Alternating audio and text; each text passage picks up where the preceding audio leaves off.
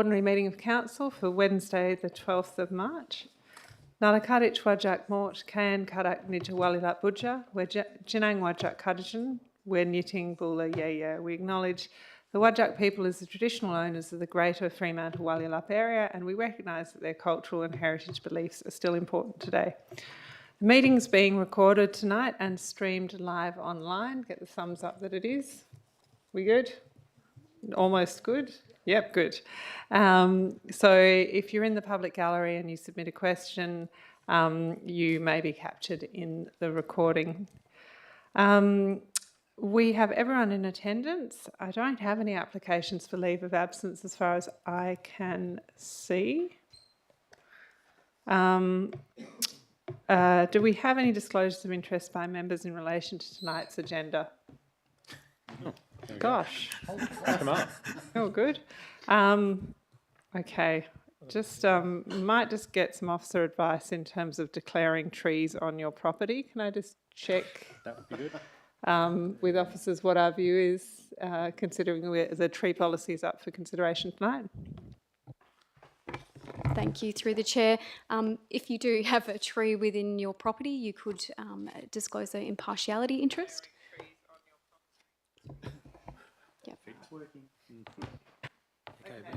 Sorry, back to disclosures of interest, people. Councillor Kamada? Up to the front. Yeah, thank you. I'd like to declare an impartiality for item C25037. I sit on the committee of the Flat Sea Memorial Association. So, yeah, it has no impact other than that. Thank you. Thank you. Councillor Mofflin? Thank you. Yeah, I'll declare an interest in item 4, an impartiality interest, as I have what would be a number of regulated trees on my property. Councillor Lorber? I also declare an interest in item 4, an impartiality interest, because if this policy is approved, I too will have trees on my property that would become regulated trees. Out of an abundance of caution, I'll do the same thing, although I'm not quite sure how tall the trees are on my property because I don't know how to measure that. Nonetheless, Councillor Sullivan. Thanks. I'll declare an impartiality interest in the planning item 2, Letitia Road. I previously owned number 5, Letitia Road, and at that time, more than 10 years ago, I hasten to add, I also did some works for the previous owner at number 4 Letitia Road, which is immediately adjoining number 3. But it is a very long time ago and several election terms ago. Thank you, Councillor Sutherland. Any more trees or disclosures of interest? No? Okay. All right. There are no responses to previous public questions taken on notice, so that'll bring us to public question time.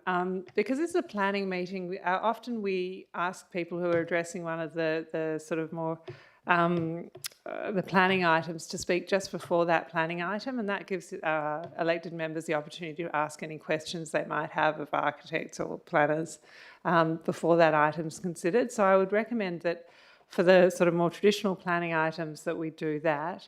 We do have a number of people here to speak on the notice of motion from Councillor Kamada regarding the Fishers Lost at Sea memorial proposal. So I'd suggest that those people speak in public question time, which we're going to come to now.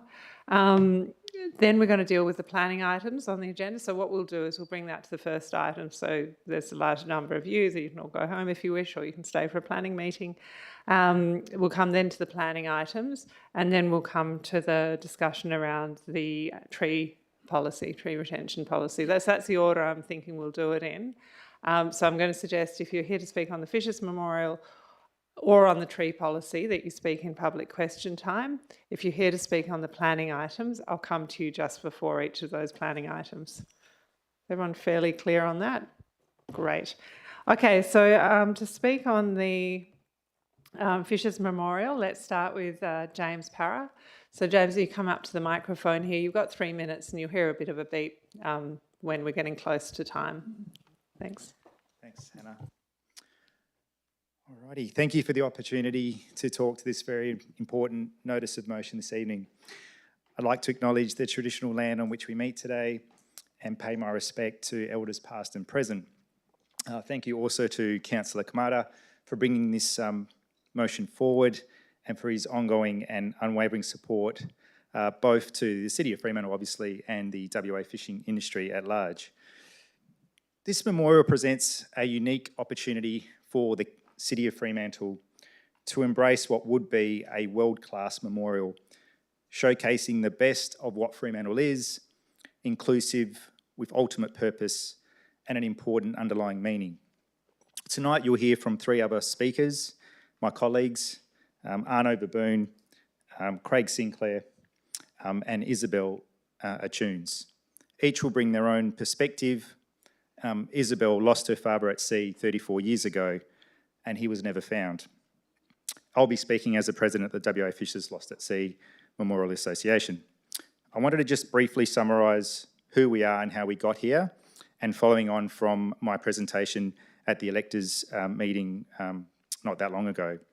So we incorporated in 2022 after a small group of passionate volunteers convened, realising the unmet need of recognition for those who have paid the ultimate price to catch fish for our chips.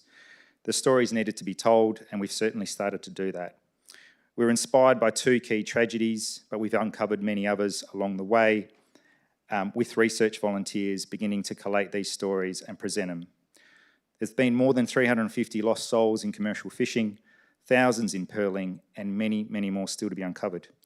More than 100 of those lost souls attribute home to Fremantle and the Cockburn Sound area, and many others have called Fremantle Port home, lost at sea further afar. 220 odd stories have now been researched and published on our website, covering some of those lost souls, stretching to the tip of the north of WA and all around.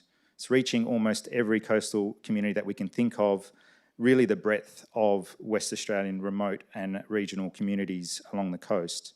There's been thousands of hours of research covering millions of words, in essence to resurrect these lives so that they are never forgotten again.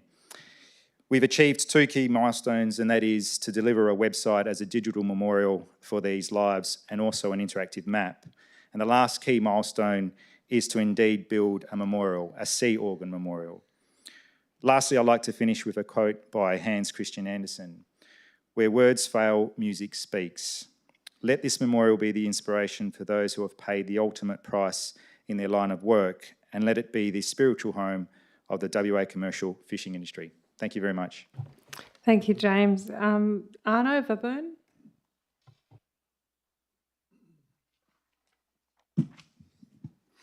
Thanks, James, and thanks, councillors.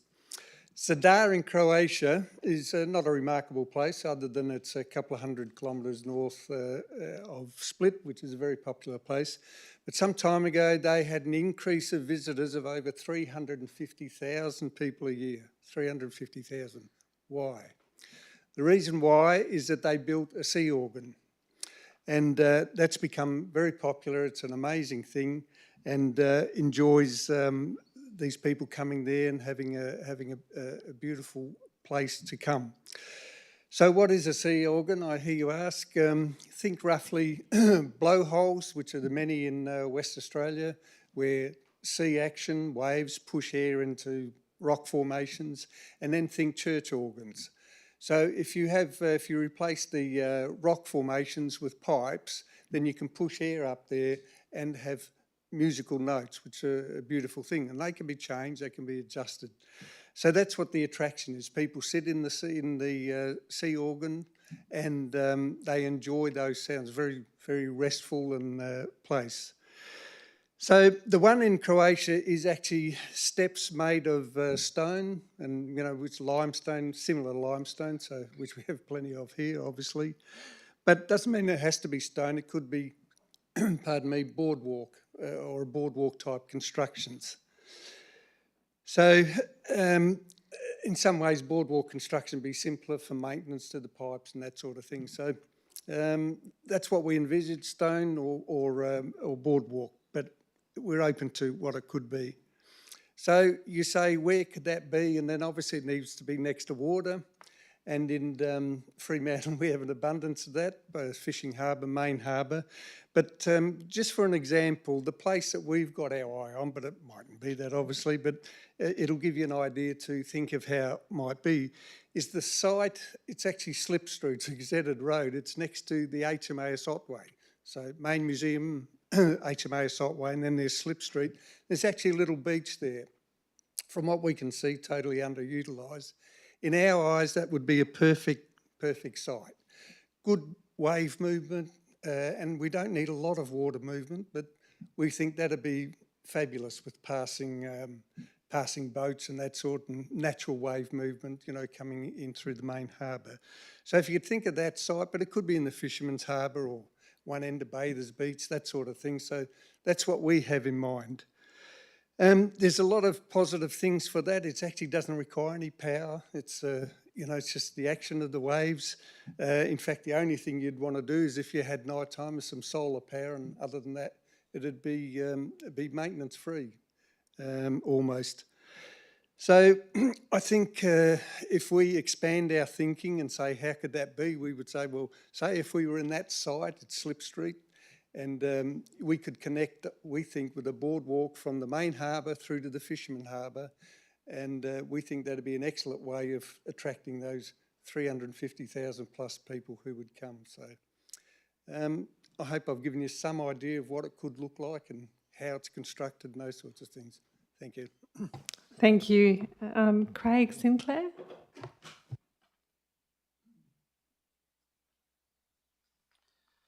Thank you for the opportunity to speak tonight, Council. I work in the seafood, in the commercial fishing industry.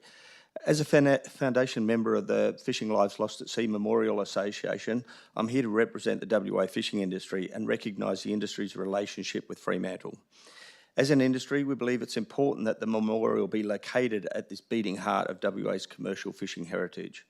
Not only has Fremantle been the largest fishing port for the state, it's also been the location for many fishing tragedies, with lives lost in the Swan River, Rottnest, Coburn region, and several along the coast at City Beach. Many of these souls were Fremantle locals, and now they have no home. Unlike road accidents, grieving families have an opportunity to place a memorial cross beside the tree that they've lost their family. And so to a great extent, if you lose a life at sea, that grief goes largely unrecognised.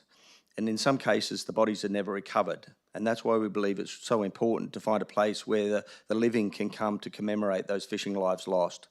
Lives lost while working to help feed the state and build this city. So why is Fremantle important as a location? Well, fishing is a foundational industry for Fremantle, and we should have a responsibility to retain these heritage links. We need to keep these stories alive for future generations. The port city's already teetering on losing its iconic port, and it would be a travesty if it also lost its fishing industry connections. These connections are so much part of the beloved Fremantle street culture and the lifestyle.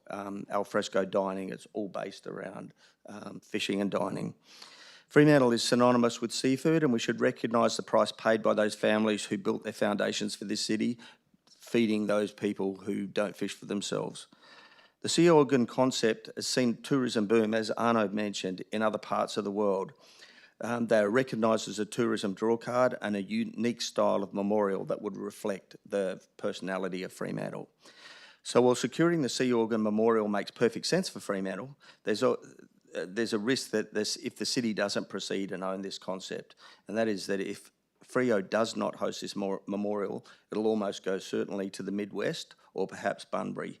And I can easily imagine a Sea Organ taking pride of place at Port Denison or Geraldton, where it would be a significant drawcard, tourism drawcard, a landmark memorial and a social media sensation. It would also be a constant reminder to Fremantle of what could have been. The Sea Organ should have its home in Fremantle. The city commemorates Bonscott and its pioneers with memorials, so it's only right that one of Fremantle's iconic and most closely associated industries shares that same privilege. The Sea Organ is more than just a memorial or a tourism experience, it's a tangible connection with those lost at sea. And you'll hear a bit more of that with Isabel next. We want to honour our lost fishers with a central place where they can come back to shore, a place where families and friends can meet with them again in spirit and share their memories. There should not be a question of if Fremantle should be the home to the sea organ. It's a matter of where it should be located. Arno has touched on a possible location, but with the current port planning and redevelopments, there's never been a more opportune time for Fremantle to explore the opportunities for this. So lest we forget our lost fishes. Thank you, Craig. I did have Angus Callender listed to speak. Angus is here? Not here? Okay, no worries. Isabel Antunes.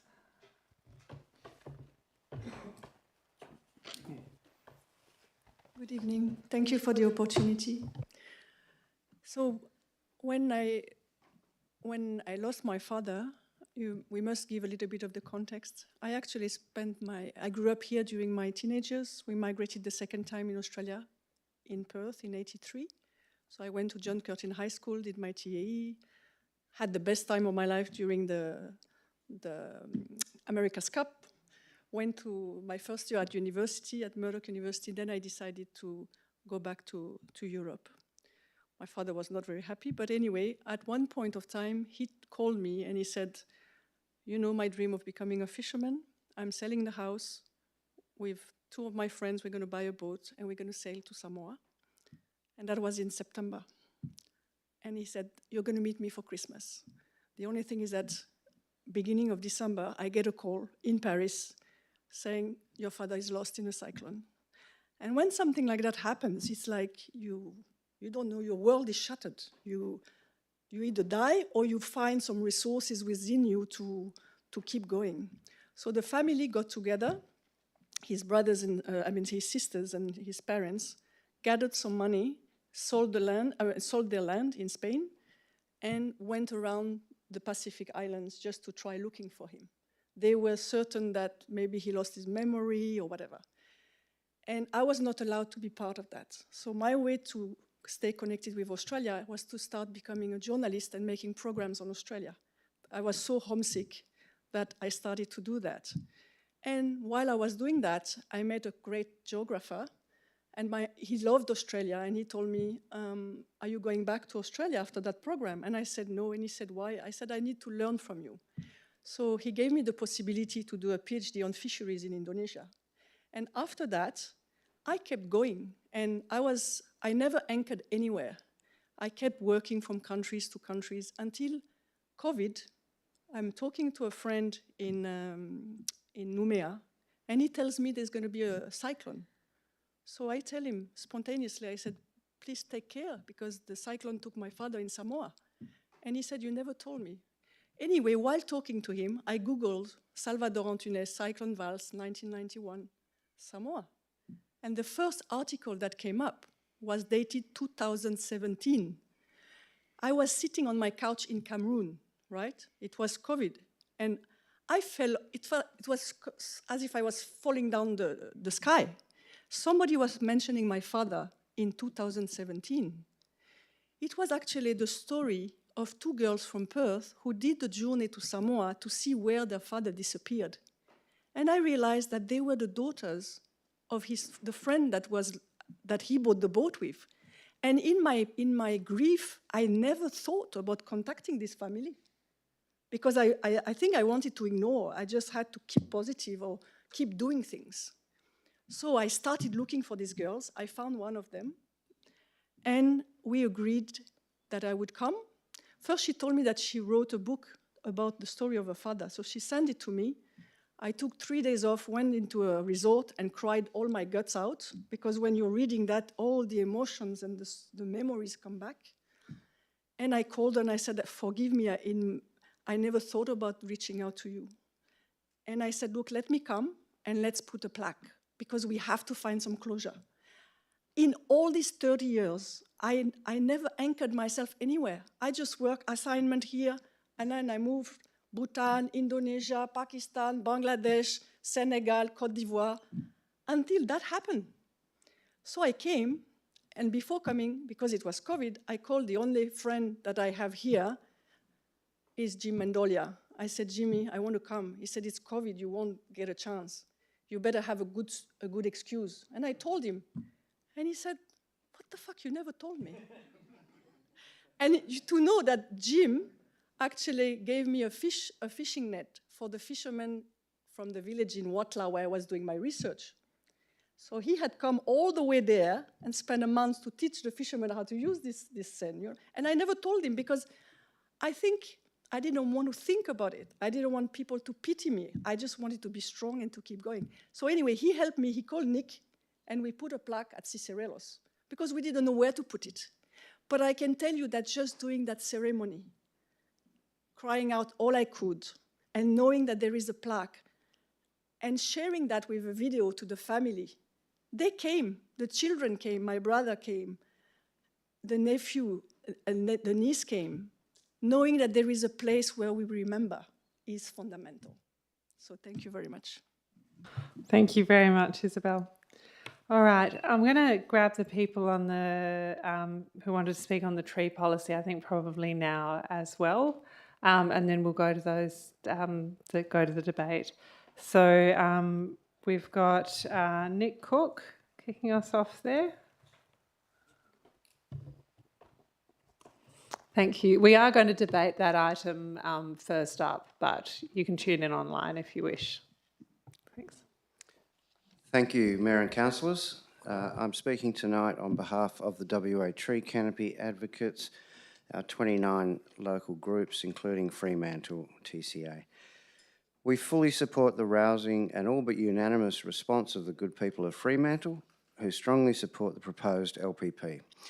We congratulate the City on the robust nature of consultation and the officers for their analysis and report, which recommends that Council adopt this policy. We urge councillors to listen to your community and vote to adopt this vitally important policy.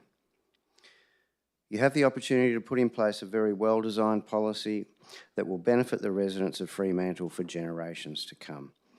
The benefits to all are numerous and well known to all. This is also incredibly important from a biodiversity perspective. Although we must continue to plant new trees, we simply cannot afford to lose the mature canopy that we have left. This is a turning point, a pivot away from business as usual. We all understand that our urban forest across Perth is in crisis. And the 2020 data, that's the last data that was available, shows Fremantle with a canopy of only 12%. The status quo was a standoff between local and state government, with the result being no progress and a continuing deterioration of our urban canopy. In the absence of leadership from the state government, it falls to local government to support the wishes of their ratepayers and electors and show the leadership that is so desperately needed. This policy is acknowledged as the best policy option available to you to protect the significant trees that we have left. The time for advocacy is over and the time for real action is now. This policy will not save every significant tree, but it will save many. The community has said clearly that they will support you to make this policy a reality and protect the future of Fremantle's character and amenity. I would encourage Council to support further expansion of the policy to include all coded land in the city. Bassendean Nedlands and Victoria Park have all demonstrated an ambitious approach to extend their policy across the R codes. If we agree that we need to protect our urban canopy, then we should seek to put in place policy that is ambitious and that captures as much of our valuable canopy as possible. Thank you, councillors. Thank you, Nick. And I've got two more speakers, Patika Jones and then Bill Massey. So if you want to go next, yeah, thanks. Okay. And Isabel made me cry. I've come along also to speak in part and with some questions to the tree policy. Greetings, Mayor and councillors. When reading through the MySay, I saw that the significant tree policy, it said in there that that was going to be addressed after this policy was dealt with and would be decided upon by the council officers. So I'm just wondering now, because I can't see, apart from at the end of the agenda reading, I can't see anything that says anything about the significant tree policy. I would, however, like to say that I'm very much in support of the continuation of that and have been following it since the mid-90s when it was first established. And what I really admire in the significant tree policy is that it gives the owner of the tree a voice, and it's a very direct voice for protecting a particular tree for a particular reason, and I think that's a really crucial thing to continue with, because a tree can have a cultural meaning, and I think it may sort of sit under an umbrella of protection, but I think it's really important to name the reason at times. Sometimes it's really important to give it its own classification. And I'm very much in favour also of the strongest protections for canopy that you can possibly achieve. I've noticed around where I live, as soon as this came up, there's been a huge amount of tree chopping down, a lot of chainsaw activity in the wake of this coming up. I also would like to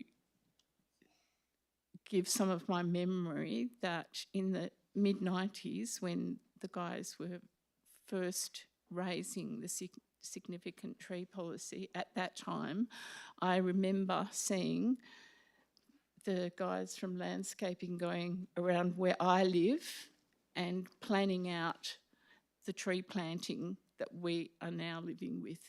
So I'm really, really saying a big thank you to the Parks and Landscapes guys from back then and now for the work that they have done in creating the canopy that we have, because it is quite a significant thing that is now upholding our suburbs while subdivision has been taking out so many trees. And I've lost a lot in that process, and I think many of us probably have, but big thank you to Parks and Landscapes. Cat policy comes later. If you're speaking on items, maybe just make some comments on any other items that you want to speak Now? on. Okay, yeah. Yeah. I found out yesterday that the cat laws were coming back into question within the planning. Have you got planning stuff? There's an item where there's a number of local laws basically listed. We're doing a full local law review. There's no specific proposal about the cat local law tonight. That's okay. subject to a different process, if I'm correct. I'm checking with the manager So of that's government. not coming up tonight. Not in any substantive detail. Okay. I thought it may have been, so I was keen to see what the process would be. Thank you. Yeah, thank you. Okay, we also have Bill Massey on the tree item.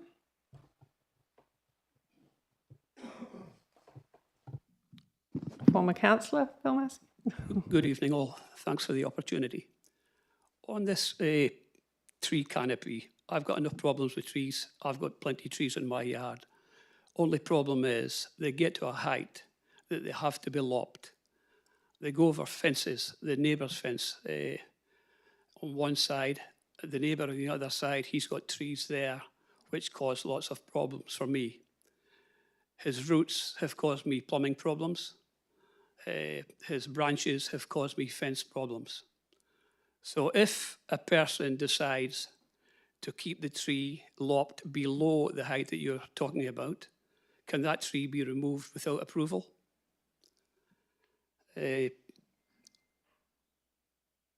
What species of tree are we talking about? Is it a palm tree, a eucalyptus, a conifer? It'd be good to know all these things. And when the sewer lines get damaged and the roofs get damaged, will council accept responsibility for that? Because I don't see why an owner should have to take responsibility for something that the council's put into place, especially when there was no requirement, no approval required to plant a tree, but yet you're going to require approval to remove it. Thank you. Thank you, Bill. And I'm keeping a bit of a list of things we might get officers to respond to after any other questions on the tree policy. So were there any other speakers in the public gallery on any items that are not the planning items 1 and 2?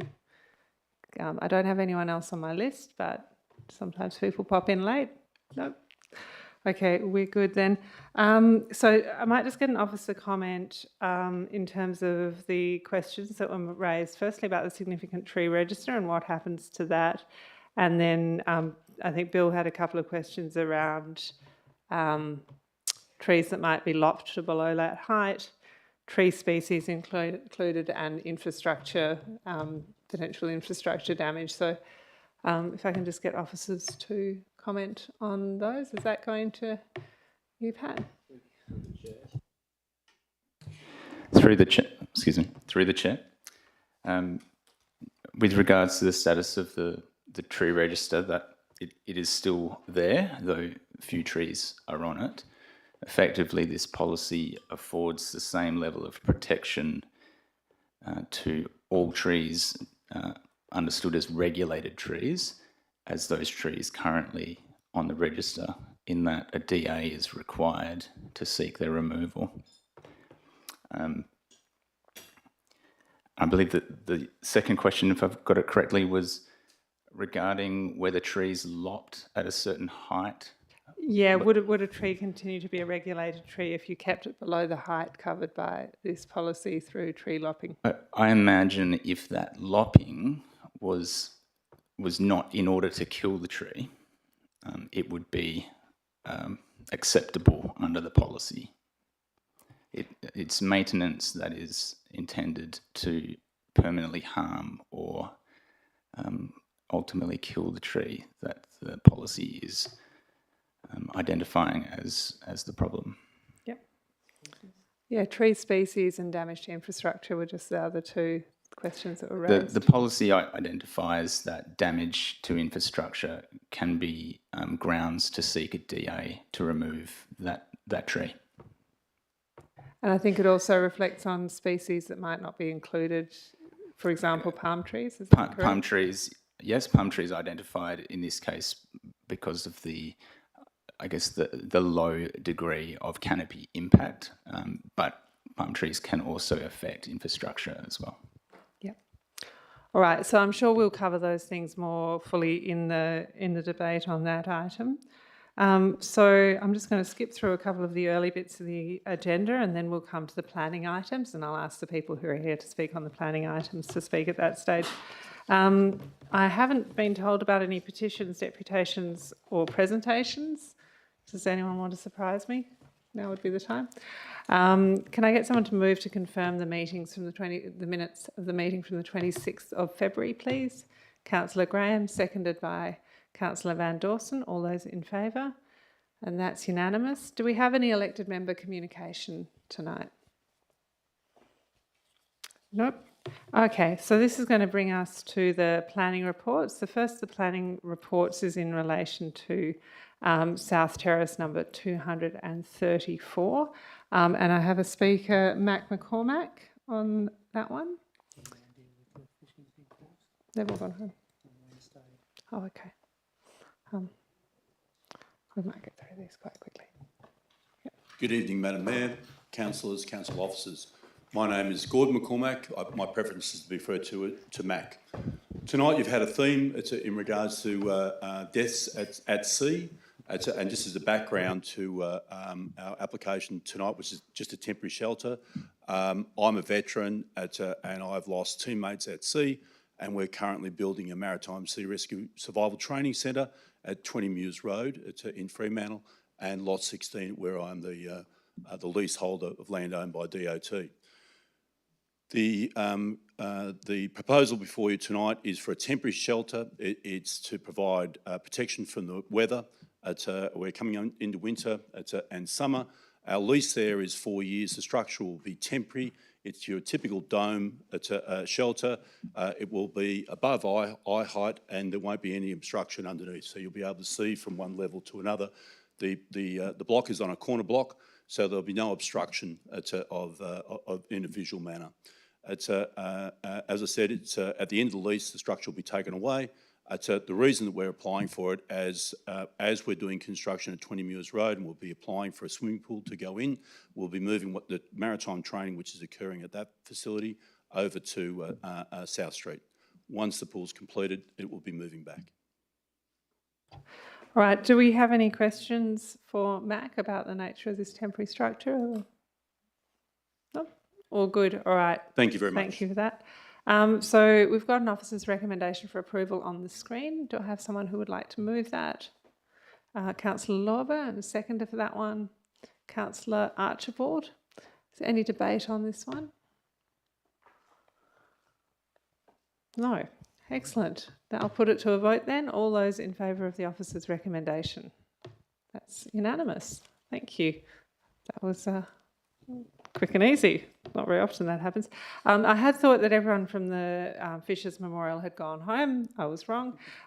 So we might go to that one also quickly now, and then we'll come back to the other planning items and then the tree policy. So, Councillor Kamada, this is your notice of motion. Would you like to move it? I'd like to move the item, please. And Councillor Lorber looks like he'd like to second it. Over to you. Yeah, okay. Look, first of all, thanks to the speakers that came in tonight. I think you guys did an amazing job, and obviously it doesn't leave. There's not much for me to say to add actually. That, but just to compliment what you guys have said, and just try to build the picture.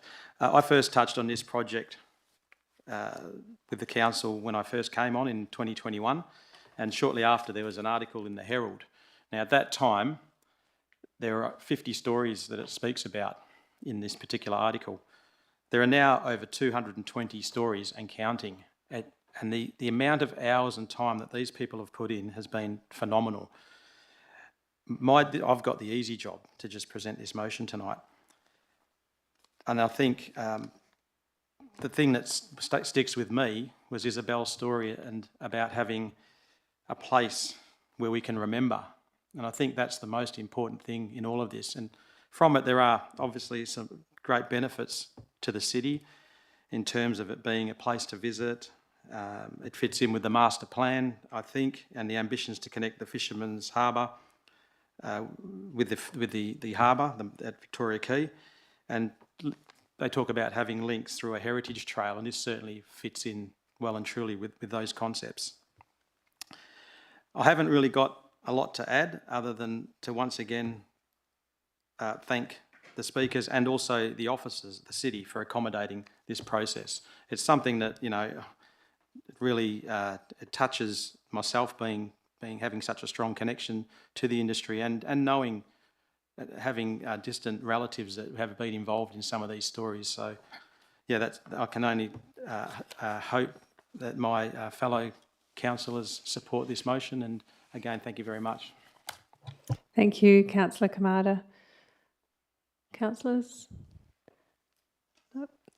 So I'd just like to commend Councillor Kamada for bringing this forward, and certainly has my support. And I think one of the things we spoke about, we didn't probably feel it was worth an amendment, but some of these land areas are not controlled by the City of Fremantle that we're speaking about. So I think what you can read into our commitment to support the concept is to support advocacy as well for the concept with people who might be in a position to provide real estate, if you like, that's more appropriate than any, than places that we might have more control over. So please read that into it.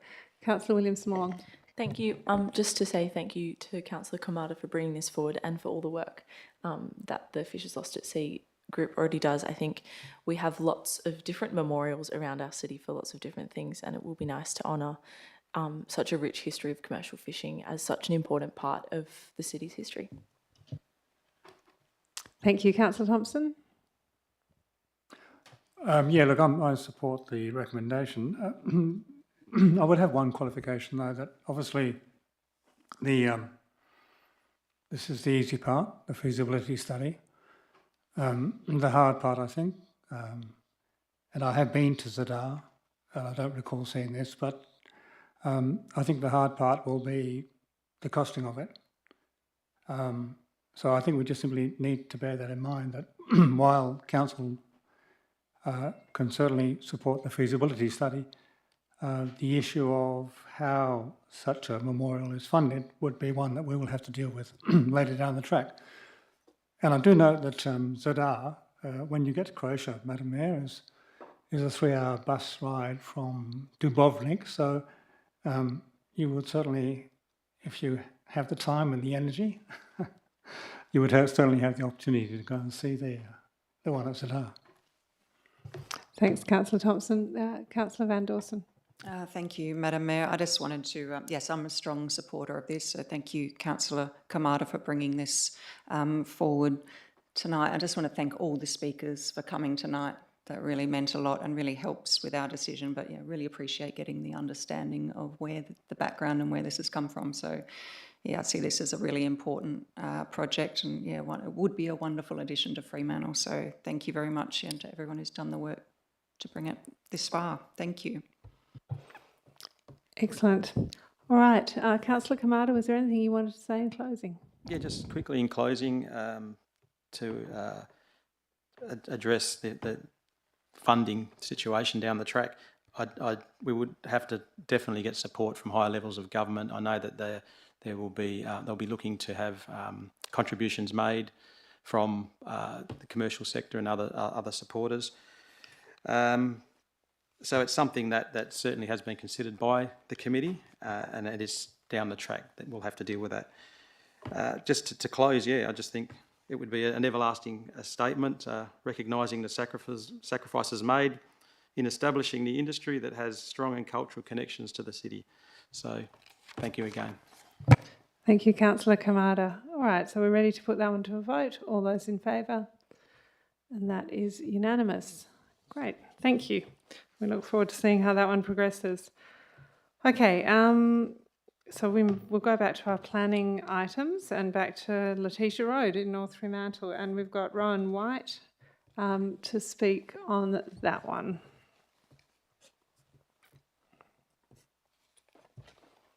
Thanks for the opportunity to talk to council. I apologise in advance, I'm a poor public speaker. I've just received this feedback today on this project, so I have had to come up with this a little bit quickly. And I appreciate Councillor Sullivan's feedback on it, and appreciate this design advice in the spirit which it was offered. And obviously he's worked on the lot next door, so that's obviously, you know, something that I appreciate as well. My issue is not really with the suggestion, it's with the timing, I guess.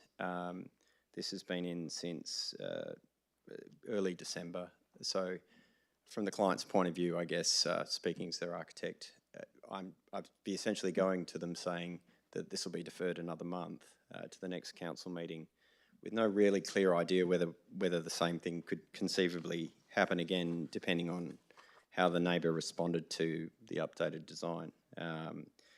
As it says, any changes to the proposal may or may not result in additional discretion that requires due consideration, and that's kind of the issue here.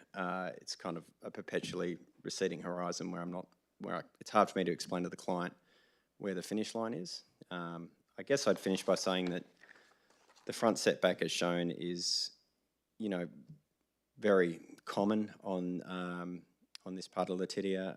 Certainly, Letitia, I should say, sorry. Certainly the property to the west has an upper floor setback of about 1.2 metres, and also the property in question, you know, dog legs out towards the street to a setback of 2.6 metres. So from my point of view, this is the greatest setback we're already offering than the two adjoining properties, and I think that's what the council's planning department understood as well when they recommended this job for approval.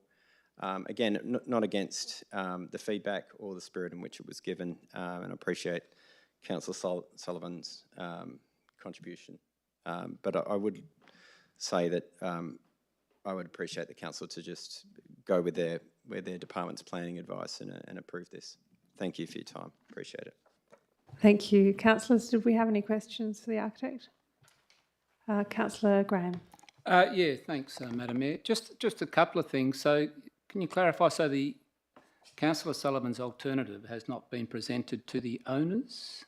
I verbally told the owners, like I said, I received it in writing today. I have just. So you only got that today, and the owners only got that today then as well? That's right. Yeah, okay. So I communicated with it directly today. And just, I mean, a bit of a hard one to ask, but you mostly haven't had time to digest the proposed changes.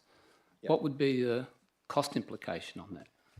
Oh, look, to be totally honest, the cost implication would be kind of neither here nor there. I'd love to say that it would make a huge difference in that department.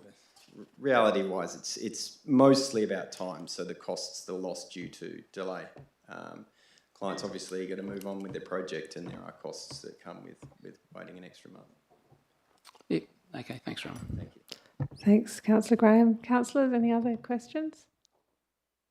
No? Okay, thank you. Thank you. All right, so we've got an officer's recommendation on the screen, and as you've heard, Councillor Sullivan's put forward an alternative motion. Do we have a mover for either of those? Yep, and a seconder, Councillor Archibald. All right, so on the officer's recommendation, Councillor Graham, did you want to kick us off? Just following on the theme, the questions I asked, I mean, it's as much as he's appreciating Councillor Sullivan's proposed alternative, perhaps it should have been a week or two ago that this was brought to his and the applicant's attention. And there's always cost implications to any changes in any architectural design. So as much as he thinks it mostly won't cost, it could end up costing quite a bit. But yeah. But that's all right. Yeah, that's okay. So I'm of the view that we have an officer. So back to the basics. I'm of the view that we have an officer's recommendation that's written up for approval that has been through the period, the statutory period. I've read the officer's recommendation. I've read the final report, and I'm satisfied, in my own opinion anyway. Everyone else can make up their own mind. That this actually is worthy of approval tonight. I mean, as we heard, if it goes back to a alternative and then it goes back to the architect, which goes back to the applicants, and then it goes back to the planning department, there's no guarantee it's going to come back within a month anyway. So, not that time worries me. I'll be sitting around here most probably, but I do feel sorry for applicants that perhaps aren't aware of an alternative motion on the day that the motion's going to be put. So I'd be supporting the officer's recommendation, let them move on with their life and get on with their building. Thanks, Councillor Graham. Councillors. Councillor Sullivan. Thank you. First of all, just to let Councillor Graham know that I don't have a crystal ball. I didn't know this application was coming until last Thursday, and I responded fairly immediately as soon as I could. But that's the process, unfortunately. And I would have loved to have been able to give the applicant more notice of my alternative motion, but unfortunately, that's not how the system works, as you well know. The reason I raised it is, one, because obviously as I declared an impartiality interest, I actually know that street incredibly well because I lived in it, and I lived in it for some time, and I also was intending to develop number 5, 2 doors up, and I know how unbelievably challenging it is for anyone to design a reasonable house on one of these blocks. So I commend the architects for achieving that, because the scheme is not designed for these types of blocks in North Fremantle. The scheme is designed for the blocks that run in the other direction, where they have a crossfall like these ones. You can barely build a reasonable two-storey house. And the applicant, you can see from the drawings, has already been squeezed and the like. So I have total sympathy for them. It's a difficult site. It's a difficult scheme to try and work within. But the scheme basically sets a bunch of streetscape criteria, setback criteria, and we are being asked to give a relaxation to the front setback and to other aspects. The other aspects, totally agree with the front setback. As you will know, I felt that the upper level setback was not fully consistent with others in the area. I agree, it is a little bit all over the shop. But because we are being asked to relax something that would normally require a larger upper setback, that normally then goes into, well, if we're going to relax something, what are the amenity impacts? And the amenity impacts for the person living up the hill are obviously significant. Some of them, or most of them, we can't really control or do anything about. Obviously, their upper level, western, what is effectively their ground floor level, albeit one story up in the world because of the nature of those areas, but their main living area has an amazing west-facing window, and they will lose every part of that view. Now, that's how it has to be in North Fremantle, unfortunately, with the rules that are in place at the moment. But the amenity impact doesn't have to include a smaller setback closer to the street for the new upper level compared to the adjoining property. And I appreciate there are other elements elsewhere in the street that are closer at that level. But if you take, for example, the adjoining property to the east, the upper level setback for half of the property, for half of that upper level, is the upper level setback. For the bit that is actually closer to the street, it's virtually the ground floor setback because of the nature of the crossfall. In other words, when you've got a steep slope like that, the reality is the bit that's here is 2-storey and the bit that here is 1-storey. And so what I have indicated and suggested is that the bit that is 2-storey on the eastern property should be the, I guess, the setback line for the upper story of this development. As all that will do is it will give a consistent streetscape for the bits of the buildings that you can actually see that are 2-storey, and it will also provide an equal opportunity for each party to gain access to the views to the north and to the northwest, so that at least some of the amenity can be maintained.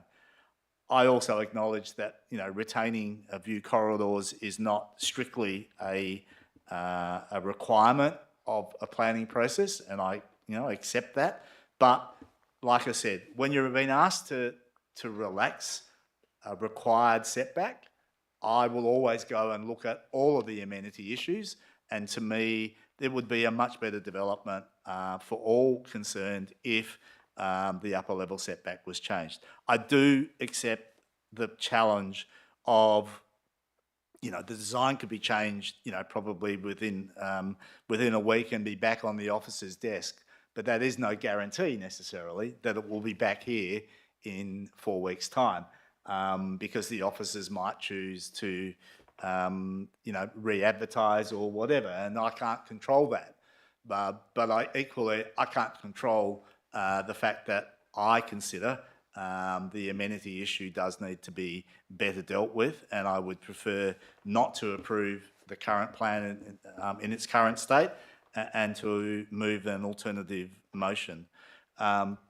Madam Chair, because of this motion's already been moved, it's probably more appropriate for me to move my alternative motion now, if governance agrees, because otherwise we'll be asked to either approve or refuse the motion, the development. I certainly don't want to see it refused and then move an alternative motion. So perhaps with your consent, Yeah, no, I'll I move understand what you're saying. I think that's proposed alternative motion so it can be tested, and if it fails, we'll it go will back fall to back to the officer's recommendation. Yep. So I'll move that way and see if there's a seconder. Yep. Do we have a seconder for that one? Is that Councillor Lorber seconding that? Yep. Okay. So, I mean, you've probably spoken to a large extent, but if you wish to speak some more on that one. So Councillor Lorber has seconded. Do you want to speak to the alternative?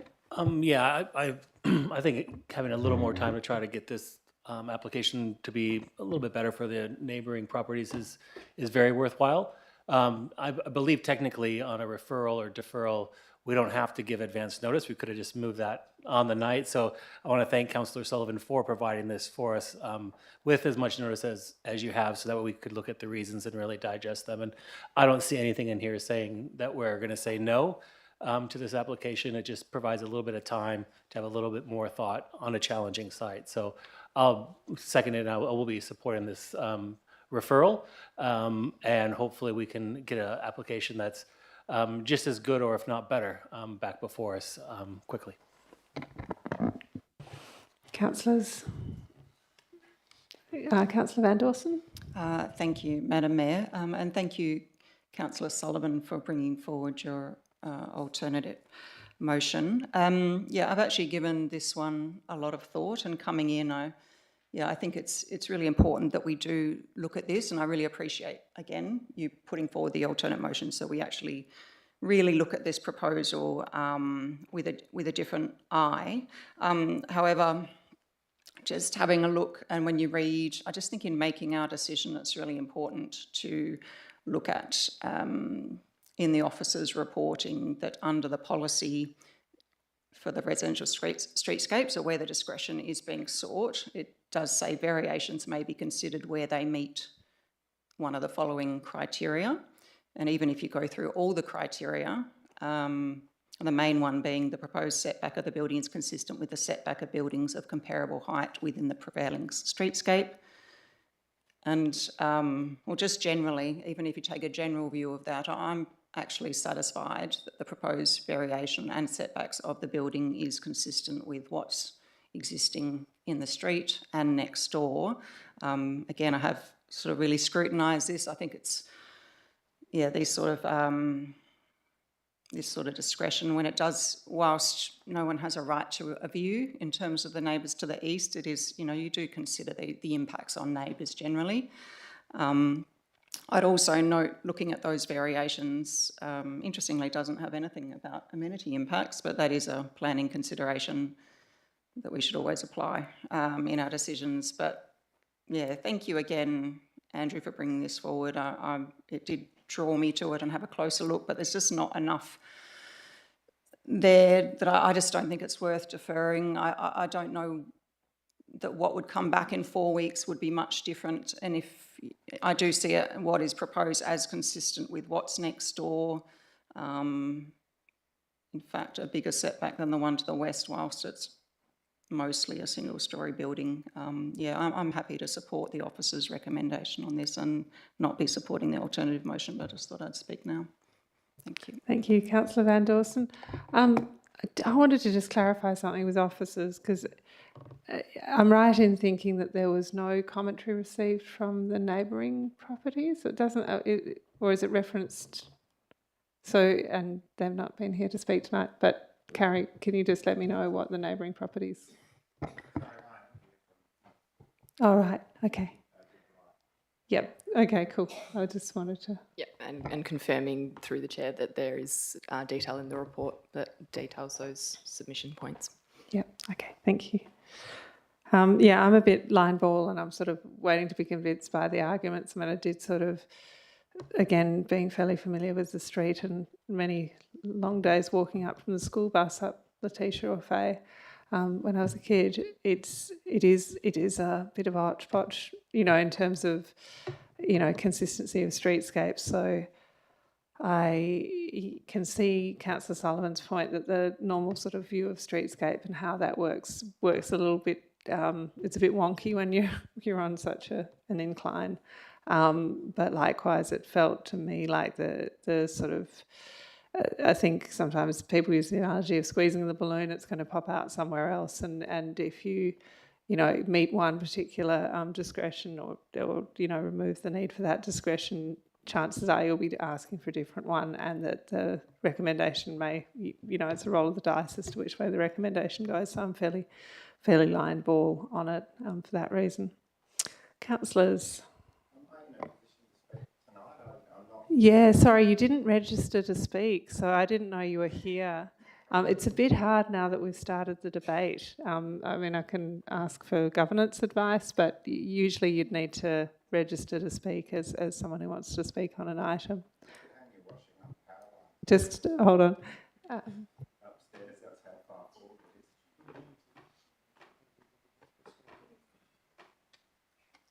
I'm advised it's my meeting. I can decide whether it is really much against procedure. So I feel like I may get some objections from councillors if I were to do that, because it sort of starts a precedent of debate that we probably wouldn't want to continue.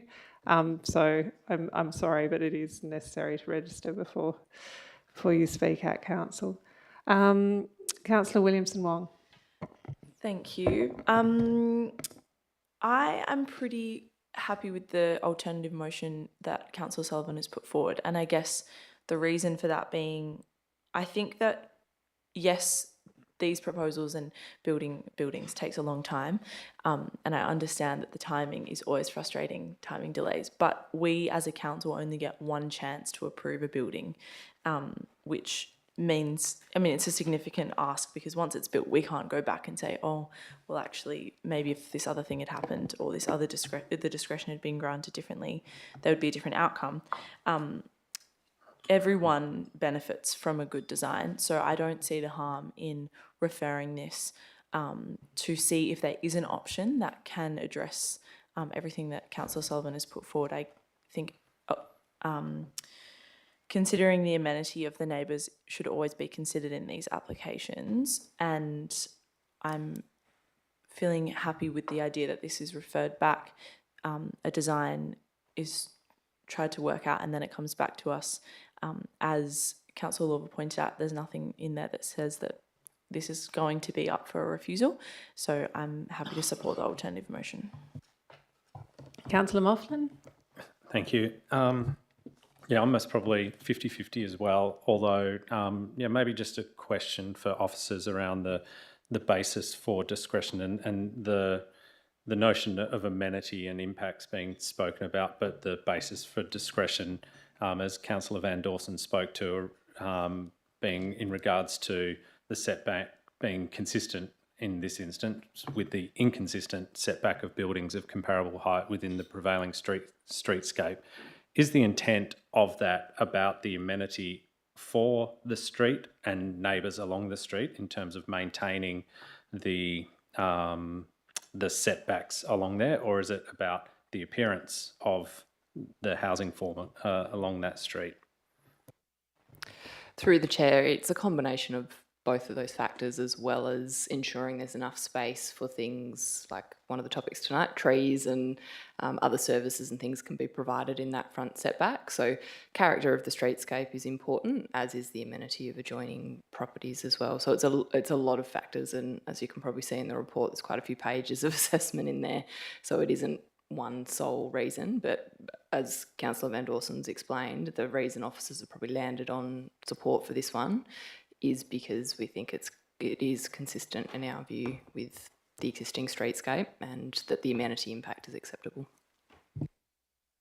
Thank you. And yeah, so I suppose based on that I'm also willing to support the officer's recommendation in this regard, so not supporting the alternative in that it's consistent with the inconsistent streetscape.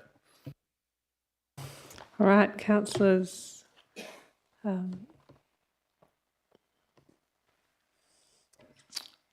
Okay, Councillor Thompson.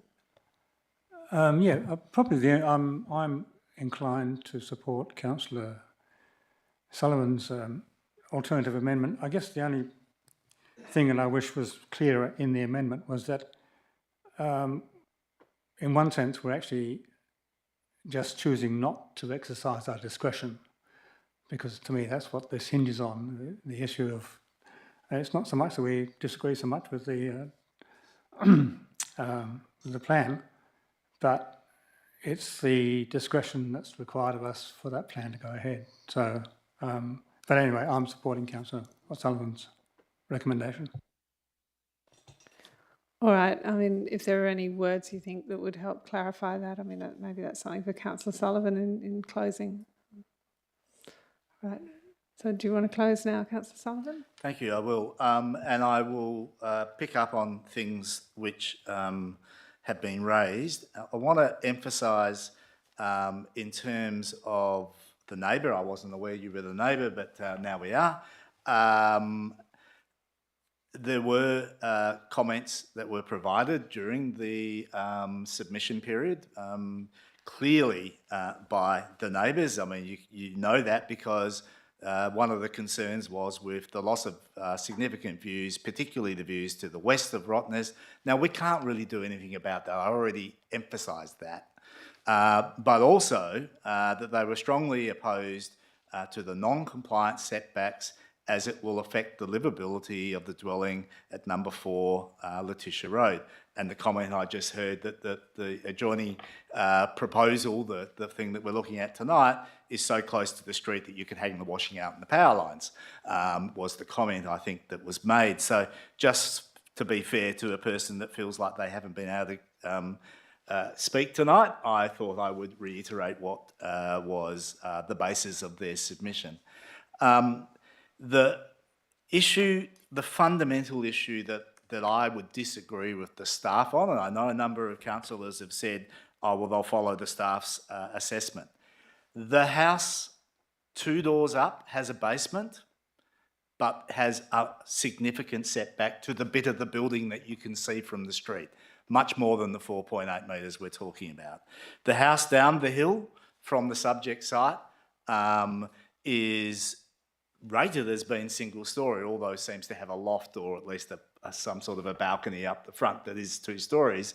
But it has a reduced setback, and no one in this room is suggesting that the single storey parts of any building should be necessarily any greater than 2.83 metres, that sort of mark, because that's what all the single storey bits are either side of the development application.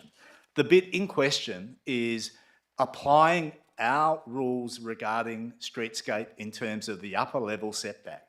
And the upper level setback to the west is not considered because it's saying there is no upper level. And the upper level setback to the east, the property at number 4, is identified in the report as being between 3 and 4.8 metres.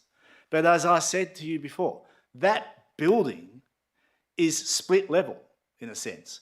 It has a garage and a few rooms in a basement. And when you're standing on the east side looking at that building, east side of the however 10 or 11 metre wide block, what you see is a single storey building. When you go down the hill, that incredibly steep hill, when you actually traverse the 1.5 metres or so across down that hill, yes, it becomes a 2-storey building. So the second storey setback is not 3 metres, that's the first storey, that's the ground floor setback. The upper floor setback is 4.8 metres, not 3 metres to 4.8. It is 4.8 metres. And the new development, in my view, should be reasonably consistent with that to be consistent with our policies. Now, you know, I get it, it's a difficult one to assess, but that is the actual reality of that street. And unfortunately, sometimes the planning rules don't necessarily give absolute clear indication when you're dealing with really steep blocks. But that is my assessment, and I'm not asking for anything more than complying with our scheme and our requirements in policy, which is that the streetscape setbacks should be consistent. And the only way they can be consistent is for the upper level setback of this application to be set back 4.8 metres. It is not difficult. No one is suggesting it is difficult. And if it is a better solution and the neighbour has no objection to a better solution compared to what is in front of us, then they're not going to object to the better solution, I wouldn't have thought, if it includes a variation of the side setback, because they will recognise that it is a better outcome for them in terms of not being blinkered when they look out the front of their property by a new two-storey development that blinkers them to the west. That's all I am asking through this alt-rec. Thank you. All right, so we're going to put the alternative motion to the vote and we'll go back to the officers if this is not supported. So all those in favour of the alternative motion as per the screens right now, Councillors Archibald, Kamada, Lorva, myself, Lang, Williamson, Wong, Sullivan and Thompson, so that's carried. And against, Graham, Moughlin and Van Dawson. Okay, so that's carried. So the other motion lapses. So probably best to engage with the officers tomorrow in terms of way forward from here on that one. Okay, this is going to take us to, well, look, we've got, we'll go to trees and then we'll pop back to the other items. So the tree retention local planning policy. Got the officer's recommendation up on the screen here. And I note Councillor Sullivan has a proposed amendment. So we've got a mover for the officer's recommendation. Councillor Lorva, seconded by Councillor Archibald. All right, so let's kick off on this one. Actually, before we do, and I said I would do this, so I will. There's been a question about whether the inclusion of R30 or all areas should be included. So I've asked officers to give us a response on why we specifically looked at R30 in the drafting of this. Through the chair. So really the intent of the policy is obviously to protect trees, but it's also trying to do that in a way that balances with development opportunities, that ambition to protect trees with the ambition to balance development opportunities on various sites. The reason for not going above R30 is there are already the R codes providing significant conditions around the protection, certainly the retention and the provision of additional trees in the event that they are removed. So that's both in the medium density codes, Part C of Volume 1, and in the multi-residential design code of Volume 2 of the R codes. Those provisions are in fact in some ways a lot greater than what we can put in a policy of this kind. And in that way, they probably offer, in certain definitions, better protection and better outcomes. So this is focusing on that R30 scale in light of the fact that the R codes do a pretty good job above R30. And what we wouldn't like to do, what we're trying to avoid, is a potential policy conflict between our LPP and the provisions as laid out in the R codes, noting that they are a little bit more sophisticated in the way that they provide for both tree retention and expectations for additional provision. Thank you. And I might just ask a sort of follow-on question, probably just for more of a general, anyone listening in. R30, if you're not familiar with the codes, what sort of developments are we talking about here? Where would we find this sort of level of density in general in Fremantle? So R30 almost exclusively would be referring to single detached homes. It's effectively, R30 and below accounts for about 80% of the total area of Fremantle. So that's excluding some of the denser parts, obviously the city centre and some of the activity centres throughout that are between R60 and above. We have, as it were, very little or few areas within Fremantle of a zoning between R30 and R50. Fremantle is quite unique, in fact, in not having much in that bandwidth, but noting that there are some areas that are R35, and they are relatively small, but there are some R35 areas. All right. Okay, perhaps we can get into the debate, and if people have got further questions, I'm sure we can. Up to Question, Councillor if I can. Sullivan, do you want a follow-on question? We've got to Yes, hold so off just Councillor a Lawler. question regarding in those areas above R30, what stops someone chopping a tree down before they put in a development application? Does it basically mean that there is no protection for any trees outside of the development application process above R30? That's correct. And so can you just, reiterate the difference between Volume 1 and Volume 2? Is there also a difference between, in Volume 1, things which are up to R30 and then above that? Correct. I believe the provision within Volume 1 up to R30 is minimum of 1 tree, but above that there are different conditions that are applied through the medium density code. They can also vary depending on whether it's a grouped dwelling or whether it's a single dwelling, so that would be a terrace. I imagine the definition then extends to a terrace, but that would be at R code, say R50 and above.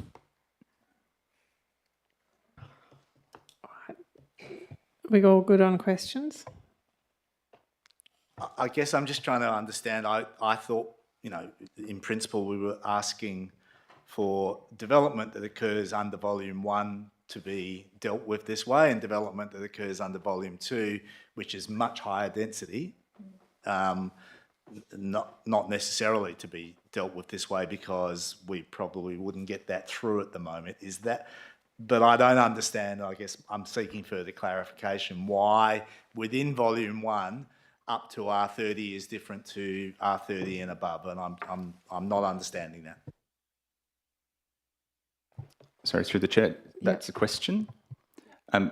Because above that R30, mostly the medium density code would apply, and we wouldn't want the LPP to be in conflict with the tree retention and provisions that are within the MDC, within that medium density code. All right, I'm going to kick us off on debate. There might be further questions along the way. Councillor Lawver, did you want to open on this one? Yeah, thank you. Thanks to everybody who's been part of this journey, put submissions in, has spoke about this, to the staff who put up with me for several years now, badgering them to get something before us. And what we have before us tonight is really, it is a modest step forward. And I think that's acknowledged by the fact that we are only looking at R30 and below. But because this is such a modest step, I think we saw overwhelming public support for this. Only 8% of the folks that responded to the policy opposed it. The 16% who somewhat supported it, they somewhat supported this because they wanted to see us do more. They wanted to see incentives for retaining trees. They wanted to see this applied to more trees, smaller trees, and they wanted to see our policy applied to more areas. So I would be supportive of looking at what we can do in those other areas. But right now we've got a policy before us that overwhelmingly 3/4 of our community took the time to tell us that they strongly support what's before us. So this is a great first step, very first modest step, I'll say, because this policy does have a lot of exemptions as well. It has exemptions for public safety, as was brought up before. It has exemptions for regulated trees that would be causing risks to people, damage to infrastructure or buildings. It has exemptions to meet bushfire management plans, if it's identified with polyphagous shot hole borer, if it's a palm tree, or if the redesign of a development couldn't accommodate the regulated tree. In all those instances, my understanding is the only additional burden that we'll be asking folks to do is to plant 2 trees in the stead of removing the tree. So this does have a lot of exemptions to accommodate a lot of the concerns that people may have around safety and all that. But I did want to say that the risk from accidental tree failures, which is I learned over this past week, is the correct term when you talk about branches falling that weren't caused by humans or that. The Mark A. Hartley and Jessica J. Chalk in May 2019, they did a deep dive into looking at the risk associated from accidental tree failures. And from the deep dive that they did, their research showed that they actually had to break it out into 40-year chunks to get any sort of reasonable numbers of people who had died from accidental tree failures. So between 1978 and 2017 in Australia, there was just one death per 10 million people in our country. So over that entire 40-year period. So the risk that some people may be concerned about is extremely, extremely low. This is a great step forward, though, even though it is a modest step forward. I really applaud the staff for including industrial areas, because that came through very strongly as well. And I also want to thank the staff for making sure that the city has skin in the game, because I was going to probably put an amendment on if they hadn't done that work, because I think it's important that if the city is removing a tree for any of the reasons, that we're obligated to do the same thing that we're asking residents to do. So I think this is, again, I don't know how many times I can say this is a great step forward, even though it's a modest step forward. But I look forward to seeing what more we can do in the future, because the NOM that was voted on unanimously that brought this to us had a lot of different things in it. And this is one item that I think will do a lot to help protect the trees in 80% of our city. So thank you. Councillors. Councillor Mofflin. Thank you. I'm fully supportive of the policy as it is at the moment, and if there are some opportunities for us to improve it over time, really look forward to seeing what they might be. I think the elements in the policy that refer to maintenance and the like are critical to ensuring that we do maintain the tree canopy, and that people are also encouraged to plant and maintain trees. It is a significant burden for owners of those significant trees from a cost and time perspective to maintain those trees. And there are also, as Mr. Massey in the public gallery spoke about, those issues that can arise between neighbours that relate to trees. But I'd like to think that the existing rules relating to the management of trees between neighbours can also apply here to ensure that the canopy cover is maintained. So I'd like to think, it is a pragmatic policy.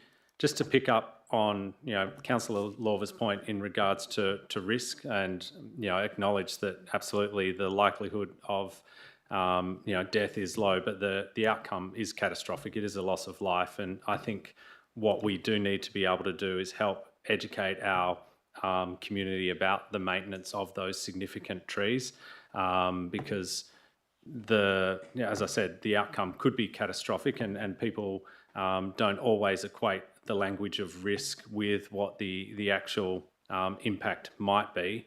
And the need to maintain those trees and to demonstrate to other residents about the value of the trees is important. So as we spoke about the other night, I think it's imperative as part of the rollout of the policy that we also have an education campaign and support community members to understand the best way to maintain their trees. Thanks, Councillor Mofflin. Councillors. Councillor Kamada, and then Williamson Wong, and then Graham. Thank you, Mayor Fitzharding. Yeah, look, more of a quick comment from me. I support very much the overall intent of this particular report.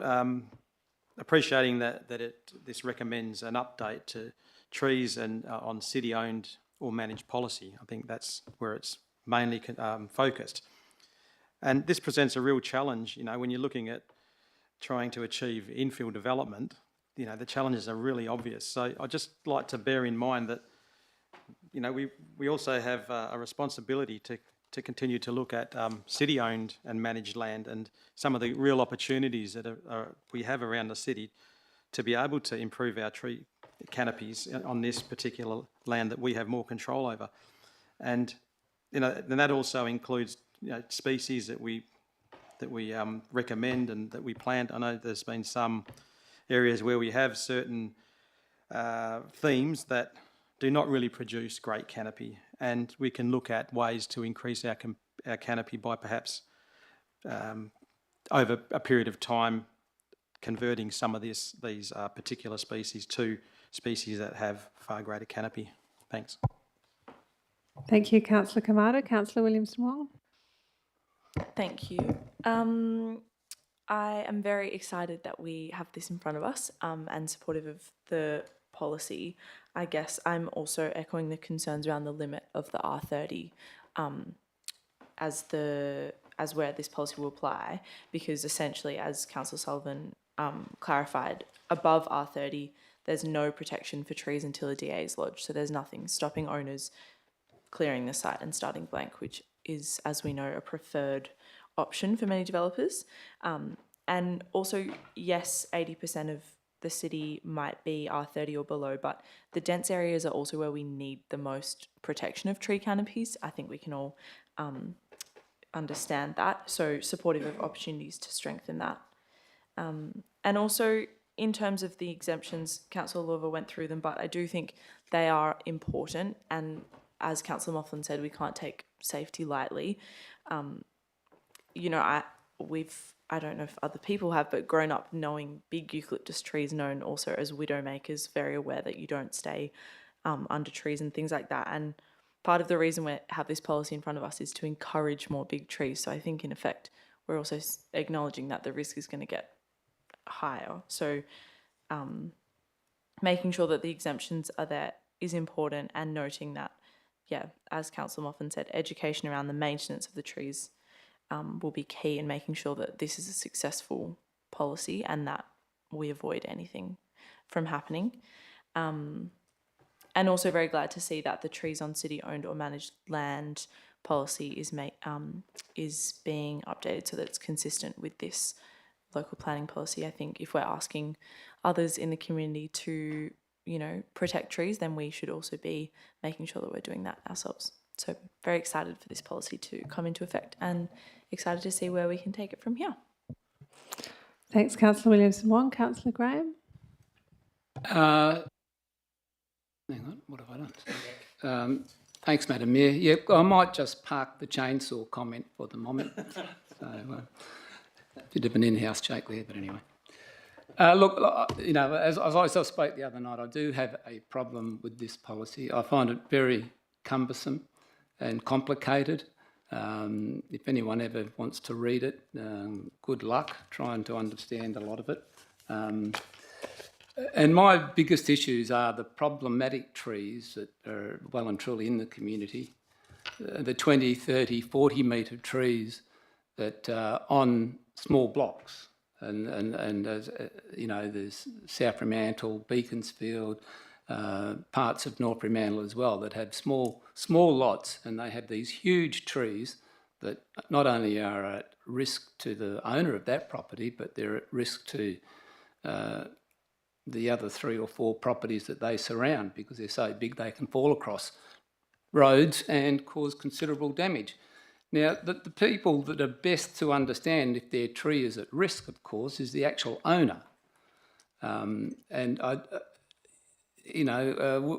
We send out a tree man to have a look at trees, and it comes back, oh, it's a beautiful tree, it's a wonderful tree. He doesn't live there and see the branches dropping off, falling on cars, and, because people aren't going to report these things to council every time it happens. But there's considerable damage already being done in these areas. Now, I am only talking about these trees that are in small lots that are actually causing problems now, and people that want to, perhaps they may not want to, it's up to them. Personally, I haven't got one of these trees, so I'm not going to be implicated by the policy. But if they want to chop it down, they now have to go through an arborist, which they may already have. for their tree lopping and that, which is, you know, a neighbour the other day told me he spends $4,000 a year on pruning his tree. So I'm thinking, well, you know, that's glad it's him and not me. Then they'll have to come back for a planning application to go through a DA process, which is going to be an extra cost, extra time. And, you know, in that time, if we had one of these strong winter storms, and we do have very strong winter storms here, if that tree does go over, goes into a neighbour's house and kills somebody, I mean, I just don't know where the council stands on all that. I don't think the council's actually covered. There should have been a risk lens over this policy before it came to us here tonight, in my view. You know, we have a risk and audit committee. They should have had a look at this policy and saw it from risks of these trees that are out there that are potential problems. Now, I'm not saying every tree is a problem, but there are trees out there that are problems, and I'm sure some residents, if they could afford to chop it down, most probably could, but it's mostly going to cost them 50 grand to chop it down, so they're going to leave it there and hope that the bloody wind takes it down. Who knows? I don't know. But anyway, so I'm not going to support this this policy in its current form. I don't really know what the best form is because it's a complicated policy, and I'm not a policy writer. And just while I'm at it, Councillor, and save me talking later on, Councillor Sullivan's got an amendment. I'm not a great fan that because we chop down one tree, we've got to plant 2 trees. Now, if you chop down a 20 or 30 metre tree, okay, so you've got space, but on a small lot, you don't have a great deal of space. And then we're forcing this to people to put in 8 metre trees, regulated tree heights. I mean, I just don't think that makes sense. It should be on a case-by-case scenario. It should not just be carte blanche across the whole of the Fremantle area. When you look at inner city to out in Samson, it might be okay out in Samson to do all this sort of stuff where they've got big blocks, but on the 350, 400, 450 metre blocks in the inner suburbs, you know, I just don't think it's our role to say you've got to put in 2 trees because we've chopped one down. So anyway, look, I'll leave it at that. You all know where my views are on this. It's been the same for a long time now. It's mostly a good policy right up until the time of a tragedy. That's all I'll say. Thanks, Councillor Graham. Councillor Lawver, I'm assuming you must have a question. Yeah. Because the feedback from the community was largely supportive and wanting us to go further, and the policy before us actually won't impact South Fremantle or large parts of North Fremantle, you know, large parts of Freo where we have small blocks. Would it be possible to have an amendment to maybe ask officers to provide us with a report about potentially applying this policy to our 35 and above properties and what that might look like and the pitfalls or benefits that it may provide? Would that be an acceptable minor amendment? I mean, it's just asking for information. I just thought I'd ask the question. I mean, if you want to draft it up as an additional point, I think then there's something to be said for considering that as an amendment. I think any moves to change effectively what has been advertised as a local law is going to be outside the remit. But if you want to request officers to do a piece of work, if you want to draft something up, then I think we can consider that as an amendment. All right. So on the item, Councillor Sullivan, you had an amendment that you wanted to move. Yeah, I've got an amendment, but also I'll just speak generally first and then go to the amendment, if that's okay. Many of you will remember how I basically kept saying that the significant tree register wasn't worth the paper it was written on, and actually I think voted against it when they were with the 7 trees. This document is long overdue, and it absolutely is worth the paper it's written on, and it's worth much, much more to our society. And I'm very pleased that we had such positive feedback, but I do understand the concerns that people raise from time to time. The concern of safety, it is dealt with in the policy. It is handled by saying if there are safety issues, there are probably also ways in which they can be dealt with that don't necessarily result automatically in the removal of the whole tree. And there always will be those opportunities. We always hear, the two sides of the story of the tree absolutely has to be kept in its entirety versus it absolutely has to be chopped down in its entirety. And somewhere in between is actually normally the truth. And I would also say the concern that I know just got raised regarding replacing trees, it is a policy. So where we say replace with 2 trees, if someone comes to us and says, well, frankly, there just isn't room for 2 trees, it'd be far more sensible to plant 1, I'm pretty confident that sensible people in this chamber would accept that. I'm pretty confident the staff would recommend that. So that is always able to be dealt with. I am frustrated that it doesn't apply to every area. I note, just doing the quick look, Councillor Thompson's property, R40, I think, doesn't apply. Councillor Lang's property, R35, doesn't apply. If I think of the streets in South Fremantle, if you're in King William Street, magnificent trees all around you, does apply. 2 streets north, Louisa Street, lots of plane trees and Simon poplars and gum trees in back gardens, doesn't apply. So it's going to be a little bit difficult, I think, in terms of implementing something like that when somebody sees a tree coming down and starts, ringing up their local member and saying, what the hell is going on? None of us heard about this. Oh, no, it's just because it's in that side of the street. If it had been on the other side of the street, it would have been planning approval and you would have heard about it. So I am concerned about that, and I hope that Councillor Lorber puts forward something that does ask that we have a look at that. Certainly up to that R35 to R60 range, I think should just be an automatic. I'm not absolutely convinced that the codes are written in a way that precludes us from doing that. I don't think it's against the medium density code. I think it complements or supplements its weakness in not protecting trees prior to a development application. So I will go to my amendment, if I can move that and then speak to it. Sure.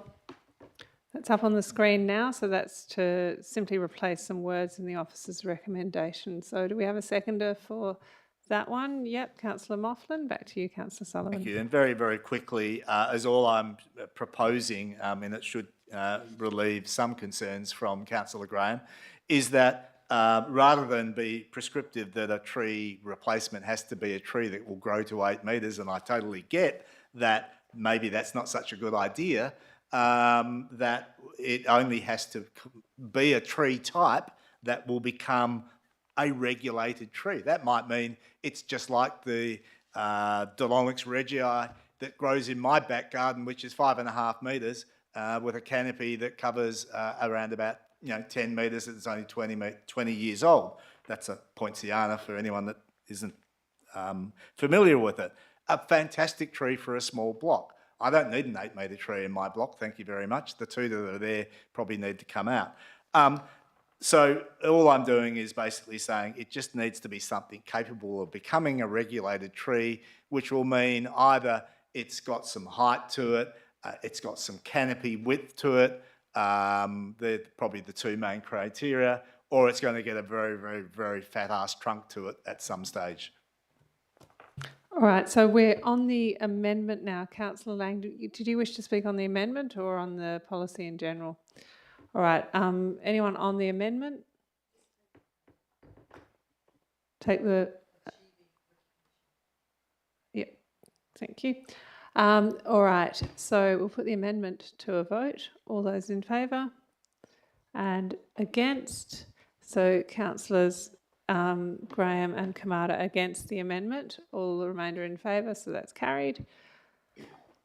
So back to the item as amended, and Councillor Lorber, just so you know, there's a draft coming up for your proposed amendment. So Councillor Lang on the item as amended. I've also got an amendment which I might just bring up at the moment, which is in line possibly with what Councillor Lorva was saying anyway. Same. So I'd like to move or bring that on the screen, please. And the reason why I was like to flag the amendment is a few reasons, and that is noting first of all that the WALGA best practice policy does not mention R codes in it, and then hearing tonight from the community, from Nick, that Nedlands has gone to R80, Bassendean is all R codes, and Victoria Park is all R codes. I'm just going to, it's on the screen now. I'm going to assume that Councillor Lorva is happy to second that. Yeah, carry on. Thank you. And what's been picked up tonight in the debate is once a property passes that R30 mark, then that protection for any tree damaging activity to be regulated where no other development or subdivision is proposed, that applies to, we heard a handful of us in the room here already. And I think also that possible confusion in the community about where and when it does or doesn't apply, as Councillor Sullivan raised, I think is actually quite valid also. So given that a handful of local governments have already investigated and introduced going to higher R codes, perhaps we should also look at that and learn from them to see where we can get perhaps a stronger policy that applies to everyone's house, and then I can declare impartiality next time. All right, so on the proposed amendment then? Yeah, Councillor I mean, Lorva? you think trying to protect trees would be a simple thing, but as I've learned over this time in this chamber and as an elected member, sometimes things that look simple can be very complicated. I've always envisioned this as what was before us as one step on a long journey, and I see this amendment as us potentially taking another step or looking at where we might take another step in the future. So I think it's very appropriate that we do what we can today, and then we look at what more we can do tomorrow, and this amendment I think will get us there. So. Thanks, Councillor Lorva. Councillor Lang, if you wish to close, or we can put this one to a vote. All right, so all... I'm just going to close on it. Oh, you are. Okay. One thing potentially was considering was a date on that, but we've missed the point. So something I've noticed in my time on local government the last 7 years is that often, I'm thinking about the Rayav roundabout as an example, the hard work our team put in to try and plant a tree there. And then there's opposition from the water corporation, and then there's the gas pipes, and then there's a sewer pipe, and then there's engineering considerations for line of sight for buses to get through. And then you start with this enormous list of trees you might better plant, and then it whittles down to 3. And then putting in the trees, installation of root barriers, closing the road off. It was going to cost about $20,000 and about this much paperwork to put in a single tree in the roundabout. And it was, should we spend $20,000 on one tree or on more trees? And that's one thing we should note, how difficult it is just to plant a single tree in the city and how much it could cost. But one thing that's really struck me is often there's far more paperwork involved in planting a tree than cutting one down. And perhaps there should be a little bit more paperwork involved in protecting or preventing trees from being cut down. So that's just an observation I've had in my time on local government. That's all from me on the amendment. Okay, so I can put the amendment to a vote. All those in favour? And against? Councillor Graham against, remainder in favour, so that's carried. So we'll go back to the item as now amended. I think there's a couple of people who probably haven't spoken on the item as yet. Councillor Archibald? No. You don't have to. All right. I'm happy to support this motion that's before us tonight. I think it's following the WALGA model is very, very appropriate. And I did pick up today on the comments made about the R codes and the protection that's provided through that mechanism, but I'm quite happy to look at other options as well. But I do think that the broader issue of trees in our city over the years that I've been involved with Fremantle, I have to say I'm really pleased to see a lot of trees planted in this city, which are now becoming big trees, and it's been a great outcome for the city overall. And I don't know that we've been challenged as much by the decimation that we have seen in places like Vic Park and Nedlands and perhaps other areas where lots have been just flattened to provide housing and that sort of thing. So, but to have this broader mechanism, which has to be sensible, because as I did talk earlier through by email about making sure homes are practical, that they can optimise energy efficiency. If we're looking at trees as much because of the whole carbon issue, then having homes efficient as well. So this issue of solar power and where the panels are placed and all this sort of thing is, part of that whole debate. But overall, I think it's a great outcome, and I'm very happy to support it. Thank you. Thanks, Councillor Archibald. I'm happy to support this as well, and I think, I've been in the chamber for 9 years now, and there's obviously people who've been here longer, but, I wish we had this solution earlier on, and I think I really pay tribute to the work that Watka's done and with Walga as well to come up with a way that we can provide these protections. I mean, I think back to Councillors Groom, Wainwright, Pemberton and Mayor Pettit. We're all trying. There was a lot of work that went into thinking about how can we better protect tree canopy, and we don't need to rehash all the different ways that was attempted. But I think the reason I'm happy to support this as it is that it is literally the 80-20 rule with this. You've got to start somewhere. This does get the majority of the property that exists in Fremantle. I think Hilton residents probably smart a bit when they see this, because they go, gee, it's already happened here. We've had the subdivisions, the trees have been cut down, they've had no protection, and that is hard to live with. But there's no better time to start than now when it comes to trees. There's no better day to plant a tree than today, and there's certainly no better day to protect a tree than today. So I think it is a testament to the work of of Nick, of the crew that have got Watka together, and that this is rolling out. We can see this across various different local government areas, and I think that's a very good thing that hopefully leads to a stronger statewide perspective on urban canopy, which I think is desperately needed.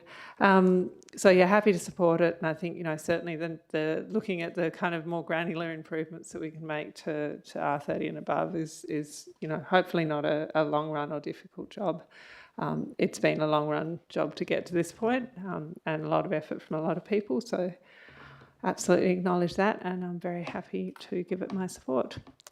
Councillor Lorver, did you want to close before we go to a vote?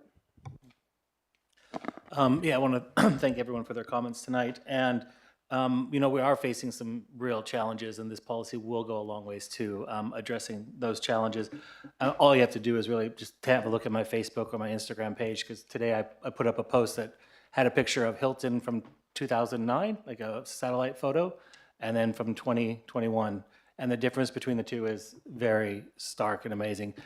We can plant all the trees we want to, but the sad reality is we're not going to actually meet our target in our urban forest plan, or unless we protect the trees that we currently have. So I really appreciate this, hopefully getting approved tonight, because this will go a long ways to us saving the trees that we currently have. I just want to say that I've mentioned this several times, that I consider this a first step in a long walk, because there are other things, and there is no silver bullet. But I look forward to some of the other things, like potentially providing residents with some sort of support to help with maintenance of trees.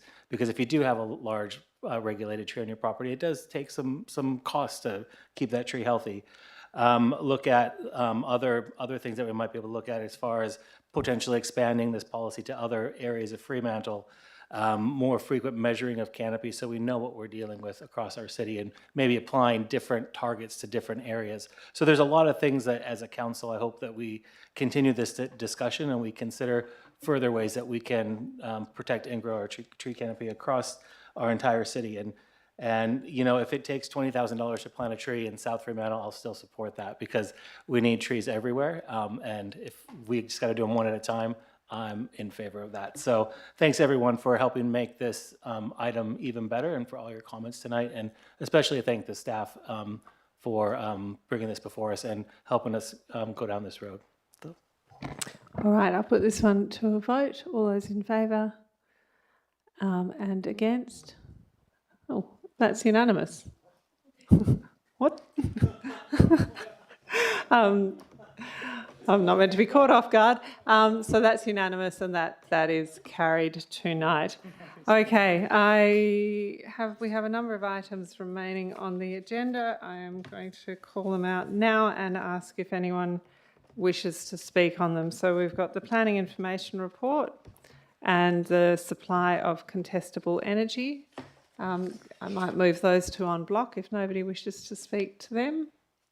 Do I have someone who'd like to move those en bloc? Councillor Mofflin, seconded by Councillor Sullivan. All those in favour? And that's unanimous. And that leaves us with the local law review, and I'm pulled that one out because there's a proposed amendment by officers. So I'd suggest we move that as amended by officers in your additional documents on page 5. And that was just an amendment for clarity. Councillor Thompson moving that way, and a seconder, Councillor Mofflin. Was there any debate on the local law review plan? Nope, I'll put it to a vote. All those in favour? And that's unanimous. And if I'm not mistaken, that brings us to the end of the meeting. We've got no urgent business, no late items, no confidential business. So I'll declare the meeting closed at 7:52 p.m. Thank you.